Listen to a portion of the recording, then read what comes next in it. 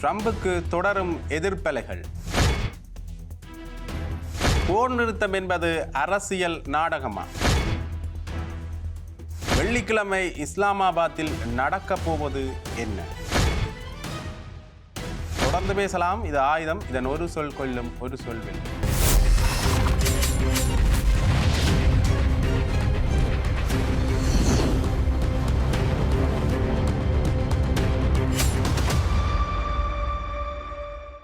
ஏற்கனவே ஈரானை நான் கற்காலத்துக்கு அனுப்பப் போகின்றேன் என்று டொனால்ட் ட்ரம்ப் அவர்கள் பேசியதிலிருந்தே மிகப்பெரிய அளவிலான எதிர்ப்பலைகள் டொனால்ட் ட்ரம்புக்கு கிளம்பியிருந்தன. அது எல்லாருக்குமே தெரியும்.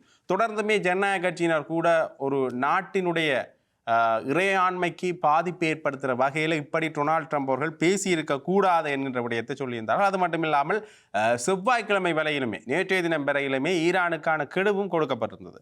இன்று இரவு ஒரு முழு நாகரிகமே அழியப் போகின்றது, அது மீண்டும் ஒருபோதும் வளமைக்கு திரும்பவே திரும்பாது என்று டொனால்ட் ட்ரம்ப் அவர்கள் நேற்றைய தினம் அறிவித்திருந்தார். அதற்கு பிறகான சூழ்நிலையில் ஒரு போர் நிறுத்த அறிவிப்பு ஒன்று நேற்றைய தினம் கொடுக்கப்பட்டிருந்தது. பாகிஸ்தான் துருக்கியை தலைமையாக கொண்டு ஒரு போர் நிறுத்த உடன்படிக்கை அல்லது போர் நிறுத்த பேச்சுவார்த்தை ஒன்று ஆரம்பிக்கப்பட்டிருந்தது. அந்த ஆரம்ப கட்டத்தினுடைய ஒரு பகுதியாகத்தான் இந்த பேச்சுவார்த்தை நடைபெற்றிருக்கின்றது. கோர்மூஸ் நீரிணையை திறந்து விடுவதற்கான சாத்தியக்கூறுகள் இருந்தால் ஈரான் மீது எந்த ஒரு போர் நடவடிக்கைகளையும் அமெரிக்கா மேற்கொள்ளக்கூடாது என்கின்ற அடிப்படையில் தான் இந்த போர் நிறுத்த உடன்படிக்கை மேற்கொள்ளப்படுகிறது. அதிலையும் குறிப்பாக இந்த ஈரான் விதித்த 10 அம்ச நிபந்தனைகளை அமெரிக்கா ஏற்றுக்கொள்ள வேண்டும் என்கின்ற அடிப்படையிலையும் அங்கே பேசப்பட்டிருந்தது. கிட்டத்தட்ட ஈரானுக்கு சார்பான சில முடிவுகள் எடுக்கப்பட்டதாக கூறியிருந்தாலும் கூட இந்த போர் நிறுத்தம் எந்த அளவுக்கு சாத்தியமானதாக தொடரும் என்கின்ற இன்னொரு கேள்வி ஒன்று எழுந்திருக்கிறது. குறிப்பாக இந்த கோர்மூஸ் நீரிணையிலிருந்து இனி அனைத்து படகுகளுமே 14 நாட்களுக்கு எல்லா கப்பல்களுமே தாராளமாக சாதாரணமான முறையில் பயணம் செய்ய முடியும். அப்படி பயணம் செய்கின்ற பட்சத்தில் இந்த கோர்மூஸ் நீரிணை சாதாரணமாக திறந்து விடப்படுகின்ற பட்சத்தில் எந்த ஒரு போர் நடவடிக்கைகளையும் அமெரிக்கா ஈரான் மேலே மேற்கொள்ளக்கூடாது என்கின்ற அடிப்படையில் இந்த 14 நாள்களுக்கான இந்த போர் நிறுத்த உடன்படிக்கை மேற்கொள்ளப்பட்டிருக்கிறது. இதுவுமே இறுதியானதான என்று கேட்டீங்கன்னா அதுலேயும் ஒரு சந்தேகம், ஒரு சிக்கல் நிலைமை வருகிறது. வெள்ளிக்கிழமை இஸ்லாமாபாத்தில் மீண்டும் இந்த இரு அதிபர்களையும் கூடி ஒரு பேச்சுவார்த்தை ஒன்று ஆரம்பிக்கப்பட இருக்கின்றது. அந்த பேச்சுவார்த்தையில் என்ன முடிவு எடுக்கப்படுகின்றதோ அதுதான் இறுதியானதாக கொள்ளப்படும் என்று பேசப்படுகின்றது. இருந்தாலும் கூட இந்த 14 நாள் உடன்படிக்கையிலேயே சில சிக்கல் தன்மைகளை இருக்கிறத காணக்கூடிய மாதிரி இருக்கிறது. அதை பார்க்கறதுக்கு முதல் இந்த போர் நிறுத்த அறிவிப்பை டொனால்ட் ட்ரம்ப் அவர்கள் அமெரிக்காவில் அறிவித்த பிறகு தொடர்ந்துமே பல எதிர்ப்பலைகள் டொனால்ட் ட்ரம்ப் அவர்களுக்கு கிளம்பியிருந்தது. ஜனநாயக கட்சியினர் இந்த ட்ரம்புண்ட பேச்சு முற்றிலுமே நிதானமற்றது, அமெரிக்க வீரர்களின் பாதுகாப்புக்கு ஆபத்தை விளைவிக்கக்கூடிய செயல்பாடுகளை தொடர்ந்தும் டொனால்ட் ட்ரம்ப் அவர்கள் மேற்கொண்டு வருகின்றார். இவர்களுடைய கருத்துப்படி இந்த போர் நிறுத்த உடன்படிக்கை என்பது கூட ஒரு போலியான நடவடிக்கைகளாக பார்க்கப்படலாம். அது மட்டும் இல்லாமல் திடீர் போர் நிறுத்தம் என்கின்ற பொழுது அமெரிக்க போர் வீரர்களின் பாதுகாப்பையும் அங்கே டொனால்ட் ட்ரம்ப் உறுதிப்படுத்த வேண்டும் என்கின்ற அடிப்படையில் ஜனநாயக கட்சியினர் பேசியிருக்கின்றார்கள். பரிசுத்த பாப்பரசர் என்ன சொல்லியிருக்கிறார், ஈரான் மக்கள் மீதான இத்தகைய அச்சுறுத்தல்கள் ஏற்றுக்கொள்ள முடியாதவை என்கின்ற அடிப்படையில் பேசுகிறார். ஏற்கனவே அவர் இந்த அச்சுறுத்தலை விடுக்கின்ற பொழுது பாப்பரசர் இந்த விடயத்தை மேற்கொண்டார். இதற்கு பிறகு போர் நிறுத்தம் என்கின்ற விடயம் பேசப்பட்டிருந்த பிறகும் கூட டொனால்ட் ட்ரம்ப் அவர்களுடைய கட்சிக்குள்ளேயே எதிர்ப்பலைகள் கிளம்ப ஆரம்பித்திருக்கின்றன. ட்ரம்ப் மிக தீவிர ஆதரவாளராக இருக்கின்ற மார்ஜோரி டெயில் ஸ்கிரீன் இந்த குடியரசு கட்சியில் இருந்து கொண்டே டொனால்ட் ட்ரம்பை எதிர்க்கிற ஒரு பாணியை கையாண்டிருக்கின்றார்.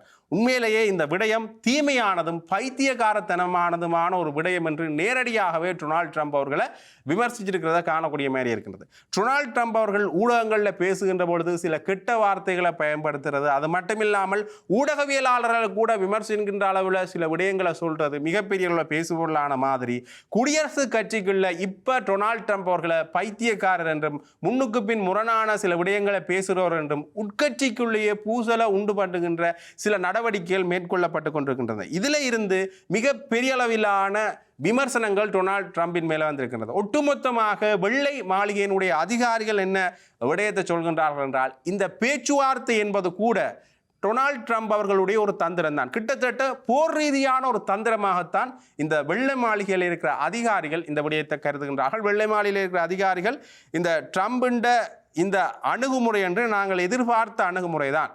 இது பேச்சுவார்த்தைக்குரிய அணுகுமுறையாக இருந்தாலும் கூட ஈரானிட்ட இருந்து அல்லது ஈரானுடைய அனைத்து நடவடிக்கைகளையும் அடிபணிய செய்கின்ற அவர்களுடைய அனைத்து நடவடிக்கைகளையும் முடக்குகின்ற ஒரு செயல்பாடாகத்தான் நாங்கள் இதை பார்க்க வேண்டும் என்கிற விடயத்தில் பேசியிருக்கின்றார்கள். இது அமெரிக்காவில் பேசப்பட்ட முக்கியமான விடயங்களாக கருதப்படுகின்றது. அது மட்டும் இல்லாமல் அடிக்கடி இந்த போர் நிறுத்தம் சம்பந்தமான விடயங்கள் வருகின்ற பொழுது கச்சா எண்ணெயினுடைய விலை குறைவடைவதும் பின்னர் இந்த போர் நிறுத்தத்தின் அடுத்த அதிர்வலைகள் உடனடியாக முன்னைய காலகட்டங்களில் கூட இந்த ஈரானுக்கு எதிரான போர் அல்லது ஈரானுடைய உச்ச தலைவர் கொல்லப்படுகின்ற பொழுது கூட போர் நிறுத்தம் என்கின்ற ஒரு விடயத்தை அமெரிக்கா அறிவித்திருந்தது. அதற்கு பிறகுதான் இந்த உச்ச தலைவருடைய கொலை கூட இடம்பெற்றிருந்தது. அதற்கு பின்னர் அமெரிக்கா போர் நிறுத்தம் பற்றிய விடயங்களை அறிவிக்கின்ற பொழுது ஈரான் தன்னுடைய தாக்குதல்களை சரமாரியாக நடத்தியிருந்ததையும் காணக்கூடிய மாதிரியே இருக்கின்றது. ஆகவே போர் நிறுத்தம் என்கின்ற விடயங்கள் வருகின்ற பொழுது கச்சா எண்ணெயினுடைய விலை குறைவடைவதும் பின்னர் அதிகரிப்பதும் வழக்கமான ஒரு போக்காக இருக்கின்றது. முன்னைய காலகட்டங்களில் எந்த அளவுக்கு இந்த போர் நிறுத்தம் அறிவிக்கப்படுகின்ற அளவு கச்சா எண்ணெயின் விலை குறைவடைந்ததோ அதை விட 2 மடங்கு அதிகரிக்கின்ற அளவு, எந்த விலையில குறைஞ்சதோ அந்த விலையின் அளவில் 2 மடங்கு அதிகரிக்கின்ற அளவுக்கான நிலைப்பாடு தான் இப்ப கச்சா எண்ணெயினுடைய நிலவரத்தில் இருக்கின்றது. ஆகவே போர் நிறுத்தம் பெறப்போகின்றது, இனி கச்சா எண்ணெயின் விலை குறைவடைய போகின்றது என்று ஆறுதல் பட்டு கொள்ளக்கூடிய அளவுக்கான நடவடிக்கைகள் இங்க மேற்கொள்ளப்படுகின்றதாண்டா அதுக்கும் ஒரு சிக்கல் நிலைமை என்று தான் சொல்லுவோம். பாகிஸ்தான் இந்த பேச்சுவார்த்தை தொடர்பாக என்ன விடயத்தை தெரிவிச்சிருக்கின்றா, வெள்ளிக்கிழமை இஸ்லாமாபாத்தில் நடக்கிற விடயங்களை வச்சு கொண்டுதான் நாங்கள் முடிவுக்கு வர முடியும். அது மட்டும் இல்லாமல் ஈரான்ட இந்த 10 அம்ச அமைதி திட்டங்களை அமெரிக்கா மதித்து நடக்குமா என்ற இன்னொரு கேள்வி இருக்கிறோம். ஏற்றுக்கொள்கின்றோம் என்கிற விடயத்தை அவர்கள் கூறியிருந்தாலும் கூட தொடர்ந்து மதித்து நடக்கின்றார்களா என்கின்ற இன்னொரு கேள்வி மிகப்பெரிய அளவில் எழுந்திருக்கின்றது. அதில் இந்த ஹோர்முஸ் நீரிணை பாதையை ஈரான் ஆதிக்கம் மற்றும் கண்காணிப்பு தொடர்ந்து இருக்கணும் என்று பேசப்பட்டிருக்கிறது. அது மட்டுமில்லாமல் அமெரிக்காவினுடைய படைகள் மத்திய கிழக்கு நாடுகளில் இருந்தும் வளைகுடா நாடுகளில் இருந்தும் உடனடியாக வெளியேற வேண்டும் என்கின்ற விடயங்கள் பேசப்பட்டிருக்கின்றன. அது மட்டுமில்லாமல் அமெரிக்கா ஐநா மற்றும் சர்வதேச அணுசக்தி முகமை விதித்துள்ள அனைத்து தடைகளையும் உடனடியாக நீக்கணும். போரினால் ஏற்பட்ட சேதங்களுக்கு முழுமையான இழப்பீடு வழங்கணும். ஏற்கனவே நேரடியாக அமெரிக்காவே சாடியிருந்தார்கள், அமெரிக்கா தான் எங்களுக்கு இழப்பீட்டை வழங்கணும், இப்போ சாதாரணமாக இழப்பீடு வழங்கணும், அதுக்கு சர்வதேச நாடுகள் பொறுப்பு நிற்க வேண்டும் என்கின்ற ஒரு நிபந்தனையை விதித்திருக்கின்றார்கள். அது மட்டும் இல்லாமல் முடக்கப்பட்ட சொத்துக்கள், வெளிநாடுகளில் முடக்கப்பட்ட சொத்துக்களை உடனடியாக திருப்பி தரணும். ஏற்கனவே எந்த ஒரு நாடும் விதிக்காத ஒரு நிபந்தனை விதிக்கப்பட்டிருக்கின்றது. ஏற்கனவே சில நாடுகளுடைய சொத்துக்கள் இன்றளவிலும் கூட அமெரிக்காவினுடைய பிடியில தான் இருக்கு. மத்திய வங்கி மிகப்பெரிய அளவில் பேசப்படுகின்ற ஒரு நாட்டில் பொருளாதார ரீதியில் மிகப்பெரிய அளவு தாக்கத்தை ஏற்படுத்தக்கூடிய மத்திய வங்கியினுடைய அனைத்து கணக்குகள் முடக்கப்படுறது மட்டுமில்லாமல் அந்த மத்திய வங்கியில் இருக்கிற மிக பிரதானமான சொத்துக்கள் கூட அமெரிக்காவோட பிடியில தான் இருக்கு. பல நாடுகள் கூட இன்றளவிலும் அதை திருப்பி கேட்காத சூழ்நிலை தான் இருக்கு. ஆனால் ஈரான் தன்னுடைய அடுத்த கட்ட நடவடிக்கையாக அவர்களுடைய பிடியில் இருக்கிற அனைத்து சொத்துக்களையும் விடுவிக்க வேண்டும் என்கின்ற தன்னுடைய கோரிக்கையை முன்வைச்சிருக்கின்றது.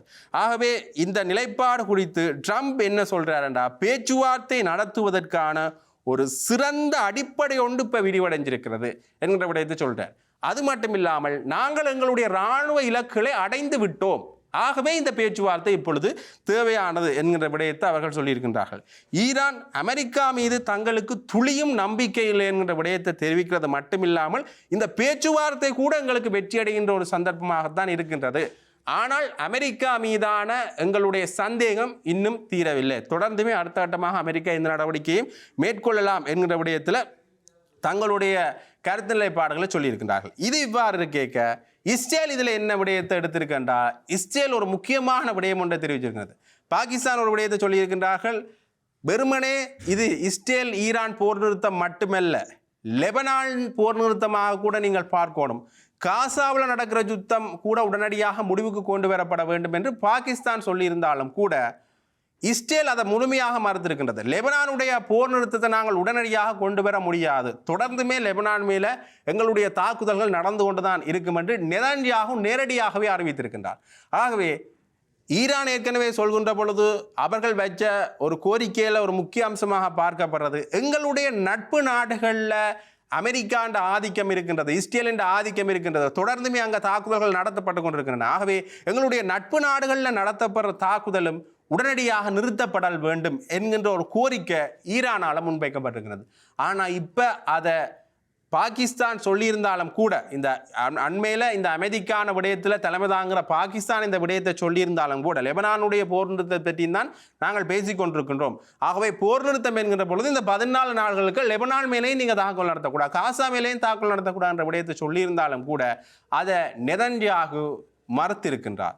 ஆகவே ஒட்டுமொத்தமாக இந்த அமைதிக்கான விடயங்கள் எந்த அளவில் போய்கொண்டிருக்கின்றது என்றால் வெறுமனே ஒரு பேச்சுவார்த்தை அடிப்படையில் செல்கின்ற அல்லது உலக பொருளாதாரத்தை ஓரளவுக்கு சீர் செய்ய வச்சு மீண்டும் போரை நடத்துகின்ற ஒரு உத்தியாக அமெரிக்கா இதை பயன்படுத்துதா என்ற ஒரு கேள்வி ஒன்று எழுகின்றது. ஏற்கனவே அமெரிக்காட்ட இருந்த டொனால்ட் ட்ரம்ப் அவர்கள் மேல் இந்த நம்பிக்கை மக்கள் மத்தியில் குறைவடைஞ்சு கொண்டு வருகின்றது. அதை சீர் செய்வதற்காக டொனால்ட் ட்ரம்ப் அவர்கள் இந்த நடவடிக்கையை மேற்கொண்டிருக்கின்றார்களா? அது மட்டும் இல்லாமல் தொடர்ந்து போர் நடத்துவதுதான் அவர்களுடைய நோக்கமாண்டா அதுவும் இல்லை என்று தான் சொல்லணும். ஏனென்றால் மிகப்பெரிய அளவிலான செலவீனங்களை சந்தித்து வருகின்றார்கள். போர் நீளும் என்பது கூட மிகப்பெரிய அளவில் சிக்கல்களை அமெரிக்காவுக்கு ஏற்படுத்தும். அதால் இந்த போர் நிறுத்தத்தை கொண்டு வந்திருக்கின்றார்கள். ஆனால் ஈரானுடைய ஒட்டுமொத்த கோரிக்கைகளையும் அல்ல ஒட்டுமொத்த அவர்களுடைய அமைதிக்கான அம்சங்களையும் பேணி நடப்பார்களா? தொடர்ந்துமே இந்த நடவடிக்கை நீளுமா என்கின்ற கேள்விதான் இப்ப பலருக்கும் இருக்கிற மிகப்பெரிய கேள்வியாக இருக்கின்றது.